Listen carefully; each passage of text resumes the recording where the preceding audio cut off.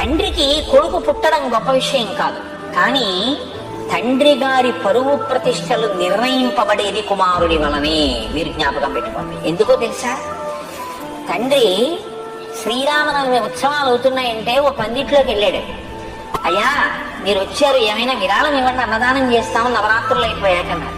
ఒక 100 రూపాయలు రాసి మా అబ్బాయి దగ్గర అడిగి పుచ్చుకోండి రేపు అన్నాడు. ఆ మరునాడు ఆయన సంధ్యావందనం చేసుకుంటున్నాడు. వీళ్ళ రసీదు పట్టుకెళ్ళి వాళ్ళ అబ్బాయికి ఇచ్చి, నాన్నగారు 100 రూపాయలు రాశారండి ఇస్తారా అన్నారు. ఆయనకేం పనే పాడా, రిటైర్ అయ్యి 10 ఏళ్ళు అయింది. కనపడ్డ చోటల్లా రాస్తాడు. రాస్తే మీరు రసీదు ఇచ్చేయడమేనా? ఇచ్చేవాడిని నేను, నన్ను అడిగి రాయాలా? ఆయన మాట ఇస్తే రాయాలా? ఆయన్ని అడుగు పుచ్చుకోండి, ఏమిస్తాడో చూతురు గాని అన్నాడు అనుకోండి. ఆ తండ్రి గతంలో ఎంత ప్రతిష్ట సంపాదించుకున్నవాడైనా సరే ఆయనంటూ బాధపడి ఆ రోజు మరణించినంత ఖేదం పొందేది ఎప్పుడు అంటే కొడుకు మాటల వల్ల. Download ShareChat.